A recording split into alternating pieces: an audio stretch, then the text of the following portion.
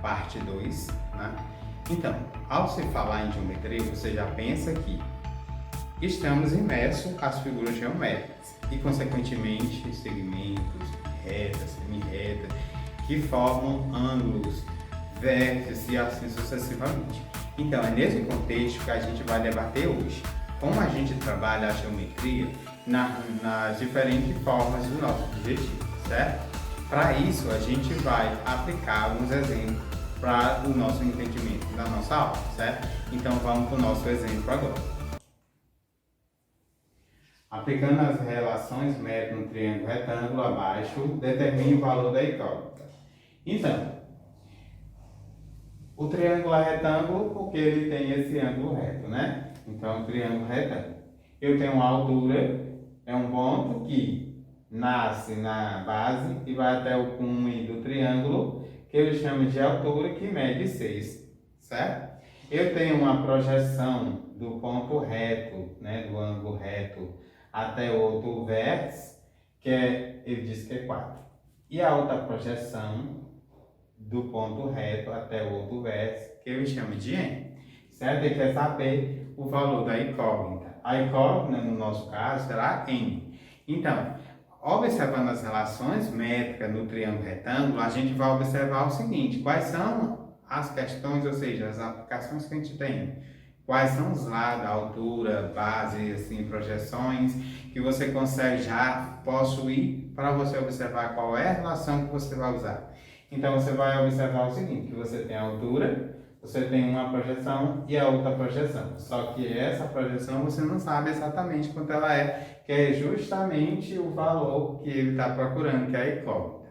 Então, a relação que a gente tem é a altura ao quadrado igual a uma projeção m vezes a outra projeção n. Então, a altura a gente já sabe que é 6, então 6 ao quadrado dá 36. Um lado da projeção é 4 vezes o outro lado, que eu não sei, no caso é n.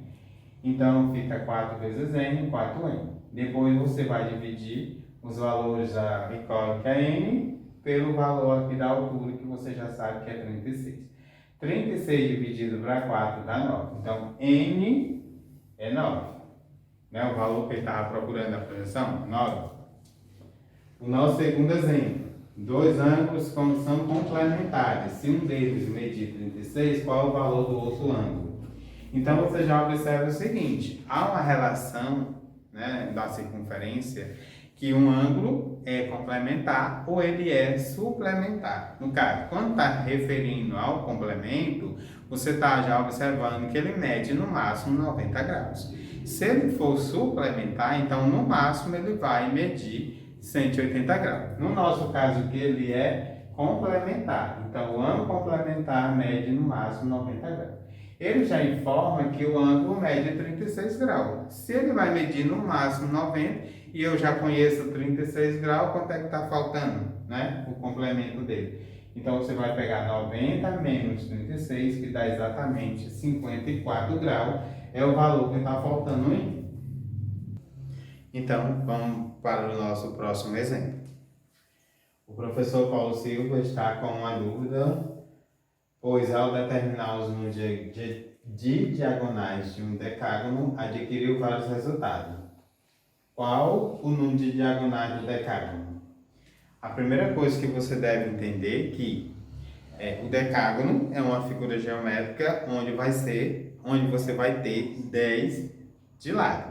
Então, para você calcular as diagonais de uma determinada figura, você vai fazer o quê? Você vai diretamente pela fórmula, que é o quê? D igual a n vezes n menos 3, certo? E dividido para 2. A partir disso aí, você substitui n pelo número de lado da figura em questão. No nosso caso, será um decágono, então será 10 de lado.